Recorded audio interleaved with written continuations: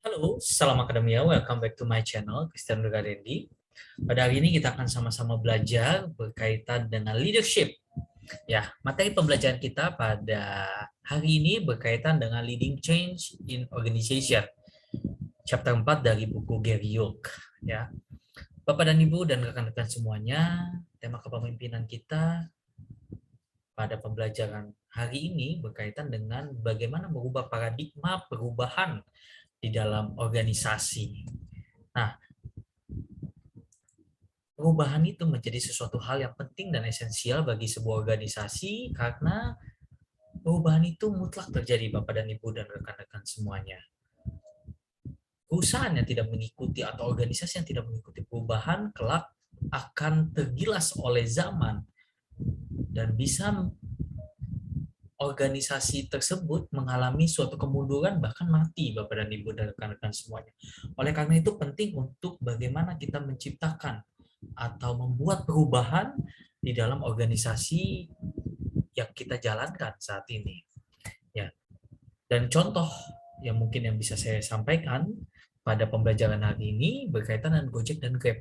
Bagaimana Gojek dan Grab merupakan dua perusahaan yang bergerak di bidang online transportation itu mengubah paradigma. Bahwasannya kalau dulu kita naik transportasi umum, ya kita harus berjalan kaki, harus cari naik bis, harus naik kereta, pesan tiket, dan lain sebagainya. Dan dua perusahaan ini mengubah paradigma bahwasannya kita tinggal duduk diam melalui gadget kita tinggal pesan orang ataupun pihak Gojek atau Grab yang akan datang untuk menawarkan atau yang akan datang dengan sendirinya untuk mengantarkan kita ke tempat tujuan. Dan begitu banyak inovasi-inovasi lain yang ada di dalam Gojek dan Grab itu sendiri. Nah, kalau kita masuk, organizational change itu seperti apa Bapak dan Ibu dan rekan-rekan semuanya? Ya, activities associated with planning, designing, implementing, and internalizing tools, procedure, routines, process, or system that will require people to perform their job differently. Ya, jadi organizational change itu merupakan suatu kegiatan, suatu aktivitas mulai dari perencanaan, mendesain, mengimplementasikan segala bentuk kegiatan, prosedur, kebijakan, aktivitas, sistem yang mengharuskan karyawan, yang mengharuskan orang-orang yang ada di dalam organisasi itu untuk bekerja, melakukan aktivitas secara berbeda, ya. Ada inovasi, ada kebaharuan di dalamnya. Tujuannya adalah untuk membuat pekerjaan atau aktivitas yang kita lakukan itu semakin efektif dan efisien. Dan bisa juga organisasi perubahan itu bisa memberikan nilai lebih, ya added value kepada konsumen sehingga konsumen itu tetap loyal, tetap komitmen untuk memakai produk atau jasa yang diberikan oleh organisasi. Ya. Nah, kalau kita berbicara mengenai perubahan Bapak dan Ibu serta rekan-rekan semuanya, pastinya di setiap organisasi ada karyawan atau anggota di dalam organisasi yang resistance, yang tidak mau untuk berubah. Alasannya apa saja? Ada di dalam buku Gary Yoke menjelaskan bahwasannya ada lack of trust, belief that change is unnecessary. Ya, mereka percaya, dia tidak percaya perubahan itu merupakan hal yang tidak penting, ya adanya ancaman ekonomi, adanya ketakutan, adanya asumsi bahwasannya perubahan itu membutuhkan biaya yang tinggi, kehilangan status dan power, adanya ancaman terhadap ide, nilai-nilai, dan lain sebagainya. Itu adalah bentuk-bentuk contoh-contoh orang atau sebuah entitas yang menolak untuk berubah atau takut untuk berubah dan dia ingin di zona nyaman. Oleh karena itu Bapak dan Ibu rekan-rekan semuanya, change itu perubahan merupakan suatu hal yang sangat penting bagi sumber daya manusia. Bagaimana kita sebagai sumber daya manusia itu tetap meningkatkan kualitas kita, meningkatkan kemampuan dan kompetensi kita sehingga bisa tetap survive dan sustain terhadap perubahan yang terjadi di dalam dunia ini. Perubahan teknologi, perubahan ekonomi, globalisasi, MEA, Masyarakat Ekonomi Asia, kemudian dampak pandemi COVID-19 yang mengharuskan adanya perubahan di dalam teknologi yang masif di seluruh dunia. Oleh karena itu, perubahan sebenarnya mutlak terjadi. Ya, stage in change process. Tadi kita sudah berbicara bagaimana orang-orang yang tidak mau berubah dan akibatnya mereka akan kehilangan pekerjaan, mereka akan ditinggalkan, bahkan mereka akan mati. Nah, berikut ini adalah tahap-tahap untuk perubahan atau proses perubahan yang tidak serta-merta langsung instan Bapak dan Ibu dan rekan-rekan semuanya. Ya, di dalam teori Lewins itu mengatakan ada 3 tahap, ya, unfreezing, changing, and refreezing. Unfreezing adalah tahap di mana mereka adanya sebuah perubahan, mereka belum mau berubah, ya. Mereka belum mau berubah, mereka melihat adanya, ada perubahan di depan. Kemudian changing, mereka setelah mengetahui adanya kebijakan baru, kemudian adanya dampak bila tidak berubah, mereka mengetahui sebab akibatnya dan dampaknya ketika mereka tidak mau berubah, dan mulai dengan perubahan-perubahan itu sendiri. Contohnya misalnya adaptasi kebiasaan baru yang saat ini mungkin sedang kita lakukan, ya. Kemudian sampai pada tahap refreezing. Ya, refreezing adalah di mana seseorang atau sebuah komunitas atau di dalam organisasi mulai terbiasa akan perubahan itu. Ya, mulai hidup berdampingan akan perubahan itu dan mulai terbiasa akan perubahan itu. Itu teori dari Lewins. Kemudian yang kedua adalah stage in reaction to change. Adalah reaksi-reaksi terhadap perubahan. Ya, denial, menolak. Ada orang-orang yang menolak terhadap perubahan, angel, marah. Warning, mulai menerima, dan yang keempat adalah adaptation, ya, mulai terbiasa akan perubahan tersebut dan mulai beradaptasi dengan kebiasaan baru, ada adaptasi terhadap perubahan yang terjadi. Kemudian yang ketiga yaitu response to repeated traumatic change, adalah respons terhadap perubahan, ya. Leave people less resilient and more vulnerable. Kemudian yang kedua adalah leave people inoculate and better prepared to deal with change. Adalah di mana 2 karakteristik yang terjadi jika perubahan itu diterapkan adalah orang yang pertama adalah orang yang tidak takut, malah menjadi rapuh akan perubahan. Mereka tidak mau terhadap perubahan itu. Kemudian orang yang kedua adalah mereka yang siap cepat tanggap dan mempersiapkan dirinya terhadap perubahan itu. Mereka proaktif untuk mencari tahu, untuk memperbaiki diri, untuk menghadapi perubahan. Ya, contohnya dengan training, belajar, menambah ilmu, menambah kompetensi dan skill, ya, dengan berbagai macam ikut pelatihan, konsultasi, coaching, kemudian mungkin adanya rotasi di mana di daerah yang belum pernah dia tempati. Nah, hal itu adalah untuk meningkatkan kompetensinya dia, untuk menambah ilmu pengetahuannya dia, sehingga siap cepat tanggap untuk menghadapi perubahan. Nah, tipe-tipe organizational change itu apa saja Bapak dan Ibu dan rekan-rekan semuanya? Atau tipe-tipe bagaimana organisasi itu berubah? Ya, attitude center change, perubahan sikap.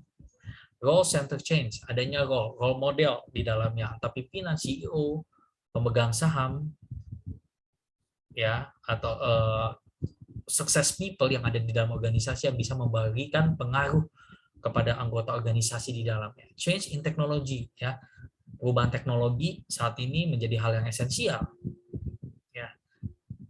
Kemudian change in competitive strategy, ya, apalagi sekarang ada yang globalisasi, batas-batas atau sekat-sekat antar negara itu hampir tidak ada. Oleh karena itu, bagaimana perusahaan memberikan value, memberikan keunikan bagi konsumen, memanjakan konsumen, menjadi partner bagi konsumen, sehingga konsumen itu tetap loyal, komit terhadap produk atau jasa yang kita berikan kepada konsumen. Selanjutnya, economic or human factor change, adanya perubahan ekonomi, perubahan sumber daya manusia, ya, generic change programs. Selanjutnya, influencing atau hal-hal yang berpengaruh terhadap organizational change. Apa saja nature of organizational change, memang nature di dalam perubahan organisasi tersebut. Kemudian primary way to influence culture, ya, pastinya budaya memiliki peranan penting ketika organisasi itu apakah siap untuk berubah atau terkait dengan perubahan budaya tersebut. Ya, attention, reaction to crisis, role modeling, allocation of rewards, criteria for selection and dismissal. Ya, ini adalah contoh-contohnya, misalkan role model, ya, role model yang mungkin disegani di dalam organisasi yang menginginkan ada perubahan di dalam organisasi tersebut sehingga siap dan tanggap terhadap perubahan atau ingin mengembangkan bisnisnya, so mereka harus keluar dari zona nyaman. Kemudian bisa juga atau di dalamnya adalah reaction to crisis. Adanya krisis, misalkan terancam likuidasi atau terancam PHK massal, oleh karena itu mereka harus berubah. Ya. Kemudian secondary ways to influence culture, design of system and procedure, design of organizational structure, design of facilities, stories, legends, and myths, formal statements. Ya, jadi ini adalah secondary ways ya untuk mempengaruhi budaya dalam kerangka atau dalam kaitannya organizational change. Bentuknya apa saja? Ya, kita merubah sistem, prosedur, kebijakan, ya struktur organisasi dibuat perampingan, reformasi birokrasi, ya kemudian kebijakannya untuk terdigitalisasi, untuk menghindari misalkan menghindari pungli dan lain sebagainya. Nah, ketika kita ingin berubah, ya kita tadi sudah berbicara berkaitan reaction to change, kemudian langkah-langkah yang akan kita lakukan ketika misalkan kita ingin putuskan untuk berubah. Ada 8 tahap ya. Kita lihat di sini. Yang pertama yaitu establish sense of urgency. Kita kemukakan, kita bangun level urgensinya itu seperti apa. Kita jelaskan maksud dan tujuan kita. Bahwasannya perubahan mutlak untuk terjadi. Jika kita tidak mengikuti perubahan, pesaing akan mendominasi kita, bahkan kita dibeli oleh pesaing. Atau bahkan kita tidak survive di dalam kancah perekonomian, baik domestik, lokal, maupun internasional. Kemudian kedua, form powerful guiding coalition. Ya, kita membentuk suatu koalisi, grup, entah pilot project, atau task force, dan lain sebagainya. Yang ketiga, develop a compelling vision. Kita membangun visi yang bersama untuk bertumbuh, berkembang bersama. Sehingga anggota organisasi yang ada di dalamnya terinternalisasi dari atas sampai ke bawah visi yang ingin dia tujukan, visi yang ke depan dia ingin dia capai. Ya, communicate the vision widely, dikomunikasikan setelah vision itu sudah terstate, empower employees to act on the vision, ya, generate short-term wins, consolidate gains, institutionalize change in the organizational culture. Ya, ini adalah 8 tahap model untuk bisa terimplementasi adanya perubahan tersebut. Ya, dari urgency, coalition, vision, communicate, empower employees, bentuknya seperti apa saja, training, komunikasi bahwasannya pentingnya adanya perubahan itu sendiri, kemudian dilakukan mentoring dan lain sebagainya. Harapannya adalah budayanya bisa bertumbuh kembang, budayanya bisa berubah, menciptakan perubahan itu, dan organisasi yang dijalankan bisa memberikan competitive advantage, bisa memberikan added value kepada konsumen sehingga tetap terpercaya. Oke, kita tadi sudah membahas berkaitan dengan vision. Ya, pentingnya di dalam developing vision kaitannya organizational change, leading change adalah tidak lepas dari vision itu sendiri. Oleh karenanya penting untuk menerjemahkan vision itu di dalam organisasi sampai kepada staf yang paling bawah, Bapak dan Ibu serta rekan-rekan semuanya. Nah, vision hendaknya di dalam teori, di dalam buku Gerio, hendaknya involve, mengikuti atau disusun oleh para stakeholders. Ya. Kemudian vision di dalam suatu organisasi diharapkan adanya tujuan strategik yang relevan dan tersambung dengan core kompetensi dari organisasi tersebut. Nah, harapannya adalah ketika kita belajar vision itu bisa diinternalisasi, kemudian bisa dicapai dari atas sampai ke bawah, meliputi KPI, harapannya bisa mencapai visi yang diinginkan. Kemudian selanjutnya dari vision itu apa saja guidance ya secara praktek di dalam organizational action. Ya, kita belum masuk di dalam person to person, tetapi secara organizational action itu seperti apa, Bapak dan Ibu serta rekan-rekan semuanya. Ya, kita pilih siapa yang bisa memfasilitasi change, perubahan. Kita bangun koalisi dengan dukungan pimpinan ya tempatkan orang-orang tersebut dengan agen perubahan, sehingga dengan change agents ini bisa menarik anggota organisasi yang lainnya untuk mau berubah ke arah yang lebih baik. Atau bisa juga menggunakan use task force, ya gugus tugas.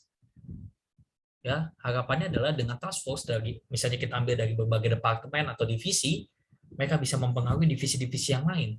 Dibuat pilot project-nya. Ketika pilot project di divisi tertentu sudah berhasil, harapannya adalah bisa diikuti oleh departemen atau divisi yang lain.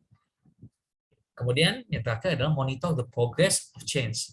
Mengevaluasi, memonitor dampak perubahan itu sendiri. Harapannya adalah perubahan yang diharapkan atau diinginkan itu ke arah yang lebih baik. Kemudian guidelines bagi people oriented action itu seperti apa? Ya, kita menciptakan sense of urgency yang tadi kita sudah bahas, kita menyiapkan orang-orangnya untuk siap menghadapi perubahan dengan mengkomunikasikan, dengan menjelaskan pentingnya untuk perubahan, dengan memberikan fasilitas training, mentoring, untuk meningkatkan skill dan kompetensinya. Ya, kita memberikan motivasi bahwasannya memang akan sakit ketika kita ingin berubah. Tapi yakinlah dan percayalah bahwa perubahan yang diharapkan adalah bagi kebaikan organisasi dan bagi kebaikan individu tersebut. Ya, peluangnya apa? Peluangnya adalah bagi individu tersebut bisa meraih kesuksesan baik dalam karir maupun mungkin dari bidang ekonomi, tunjangan, kenaikan jabatan dan lain sebagainya. Ya. Kemudian keep people informed about the progress of the change. Pastinya kita tetap memberitahukan feedback. Kemudian demonstrate continued commitment, empower people to implement the change, ya, melalui pemberdayaan orang tersebut untuk menghadapi perubahan. Kemudian innovation and organizational learning. Ini menjadi hal yang penting juga bagi sebuah organisasi. Menciptakan organisasi tersebut adalah sebagai yang mau continuous improvement, ya, perubahan yang berkelanjutan, Bapak dan Ibu, serta rekan-rekan semuanya, adanya inovasi. Nah, bentuk-bentuknya seperti apa saja supaya ide-ide segar itu bisa masuk atau dipraktikkan di dalam organisasi. Best practice, ya kita bisa melakukan studi banding terhadap misalkan melakukan audiensi, FGD dan lain sebagainya. Hiring outsiders, kita melakukan rekrutmen entah pro hire, ya melalui hijack dan lain sebagainya. Kemudian external consultant, ketika misalkan ide-ide yang ada di dalam organisasi yang mentok, kita butuh ide-ide segar, kita bisa meng-hire consultant ataupun joint venture untuk menciptakan inovasi-inovasi yang baru, ya Bapak dan Ibu. Kemudian knowledge diffusion and application, special purpose conference, seminars, and workshop untuk menambah ide untuk adanya perubahan learning organization. Guidelines for increasing learning and innovation, khususnya di dalam organisasi Bapak dan Ibu sekalian. Mendorong adanya apresiasi, ya, apresiasi for flexibility and innovation. Ya, memberikan apresiasi jika ada inovasi-inovasi yang dilakukan. Ya, bisa melakukan SS, ya, suggestion system, ya, ketika misalkan orang memberikan saran itu inovasi, kita memberikan reward kepada karyawan tersebut atau menciptakan produk atau jasa dengan varian yang baru, kita bisa memberikan reward ataupun bahkan memberikan saran bagi internal organisasi mulai dari struktur, jabatan dan lain sebagainya. Kemudian mendorong adanya perubahan, ya, continuous improvement, individual baik individual maupun tim. Ya, tidak kaku birokrasinya, tapi justru fleksibel jika ada ide-ide yang segar, ide-ide yang baru yang justru malah membuat lebih baik, adanya progres yang lebih baik. Terus kemudian help people improve their mental model, leverage learning from surprise and failures. Selanjutnya adalah encourage and facilitate sharing knowledge and idea. Ini bisa dilakukan ketika misalkan ada orang yang sudah berhasil di dalam organisasinya, kemudian memberikan motivasi, sukses story-nya, sehingga harapannya adalah orang-orang yang ada di dalam organisasi tersebut menjadi termotivasi. Ya, dampak dari success story orang yang sudah berhasil di dalam organisasi tersebut. Set innovation goals, perlu dan penting untuk diterapkan dan reward entrepreneurial behavior.